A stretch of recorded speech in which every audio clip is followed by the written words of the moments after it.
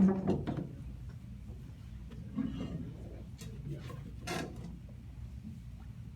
can you hear me okay, or?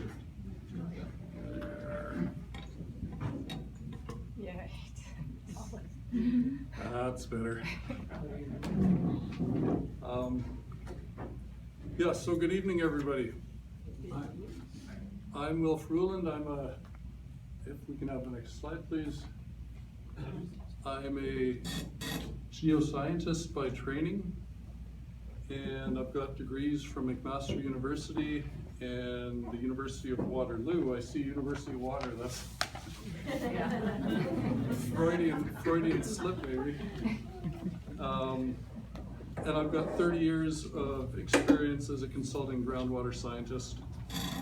I was born and raised in Ancaster, and like other Ancaster residents back in the day, I grew up drinking water from that well field. That was the town of Ancaster Well water supply until I believe the late 1970s. I'm not entirely sure about that date, but in the mid-70s, Ancaster switched to a municipal sewer system, and I believe around that time or slightly later than that, they brought in the City of Hamilton well water supply. But again, I'm not quite sure about the date, but certainly for a good number of years of my life, that was that was my drinking water.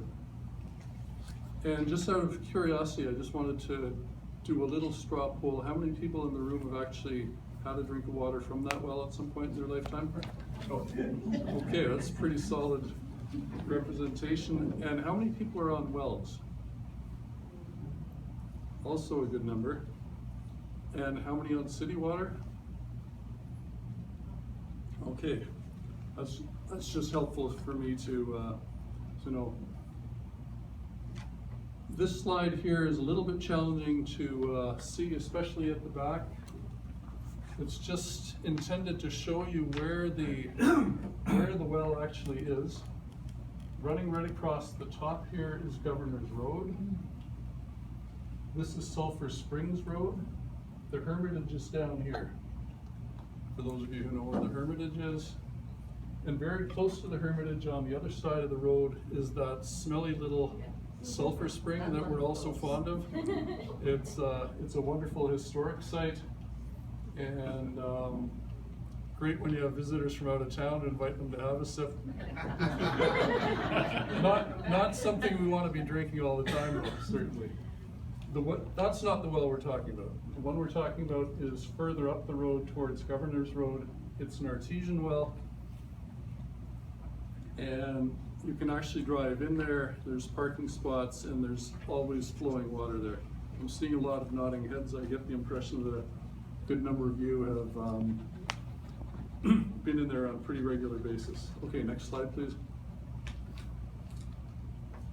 So, in terms of facts about the well field, and I'm doing a bit of this from memory,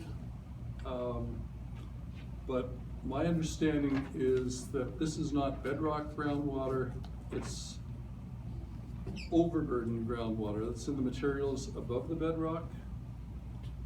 So the wells are screened in the deep sands and gravels that fill this end of the Dundas Valley. There was originally a well field with quite a number of wells to it. My recollection, again, I'm not 100% sure, is that it was 5 wells. And these were the wells that supplied the town of Ancaster. The property was donated to the Hamilton Conservation Authority, I believe in the late 1990s. And there was actually interest at the time from a water bottling company. They were interested in accessing the well field and taking some of that water for bottling, which made a lot of sense to me at the time, given that Ancaster had been drinking it for many, many years previously. Okay, next slide, please.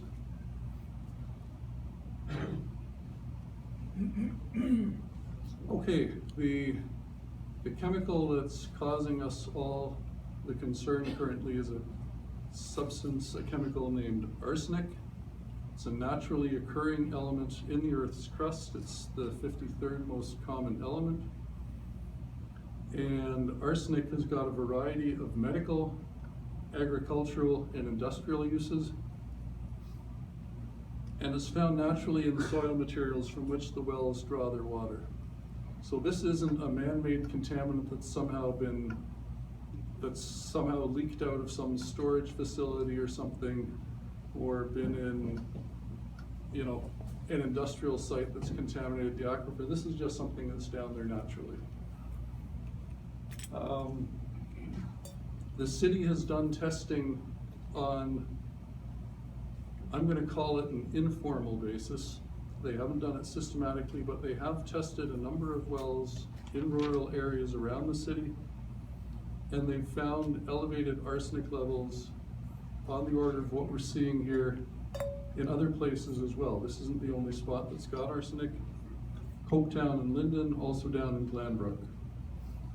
Next slide, please. Okay, so why are we worried about arsenic? Arsenic, aside from being a very useful chemical in some ways, is also quite a problematic one if we get it into ourselves in high doses. It's a potent poison, and for those of you who like medieval and Renaissance murder mysteries, it was actually a preferred method of murder in the Middle Ages, right through the Renaissance. Royal families were big on, when they were trying to bump off a contender for the throne, arsenic was one of the substances of choice. We're nowhere near the levels of arsenic that they use there. You can be quite comforted about that. But even at much lower doses, arsenic is a carcinogen. And it's linked to cancers of skin, lung, liver, kidney, and bladder. And this is why Health Canada and the Environment Ministry in Ontario have it in their sights. They want to keep us healthy. That's their job. Okay, speaking about cancer, I'm not an epidemiologist. I do work with a lot of them though, consulting medical epidemiologists. And over the course of my career, what I've learned from them is cancer is mainly a disease of immune system weakness and old age. Those of you who are up on your media stories might have seen the article either today or yesterday from the Canadian Cancer Society, talking about the fact that they're predicting that 1 of 2 Canadians is going to develop cancer in their lifetimes, 1 of 4 will perish from cancer. So cancer is pretty prevalent, and we want to be heedful of the risks around cancer. Cancer really is all about risk factors. There's things that we do in our day-to-day life that raise our cancer risks. There's other things that we do that lower them. If you're somebody who exercises on a regular basis, you're lowering your cancer risk. If you're somebody who eats really healthy, you're lowering it. If you're somebody who's big on processed food and things, that's something that's going to up your cancer risk. We make a myriad of decisions, each and every one of us every day, that affect our risk factors. And genetics play a role as well. And you know, there's all sorts of substances with carcinogens available for sale if you go into the store. The notorious ones, of course, are cigarettes. And by the way, if you're a cigarette smoker, then you don't need to worry about the water from this well. It's nothing compared to what you're getting from your cigarettes. Okay, next slide, please. This is just a map of the Hamilton area. It's produced by the city, and it's showing the total cancer incidence in the city. And I put it up here just, again, to try and help us kind of get a feel for risk factors and what they might do. The town of Ancaster is around here. This is the town that was drinking the water from this well for 20, 30, 40 years. And if we look at the color scheme here, lowest cancer incidence is here, going around higher, higher, higher, and highest. There's Ancaster.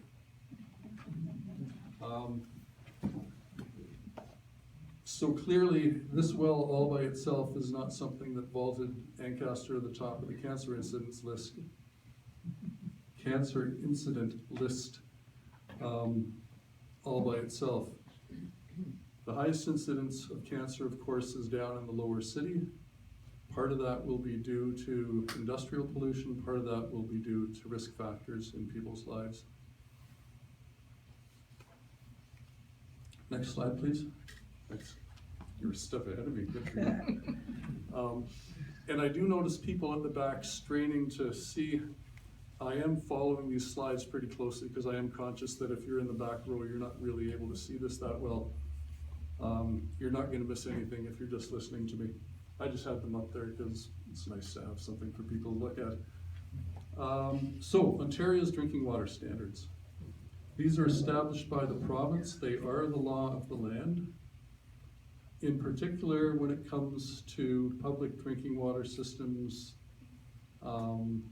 operated by municipalities and others who are supplying water to the public. They're set based on surveys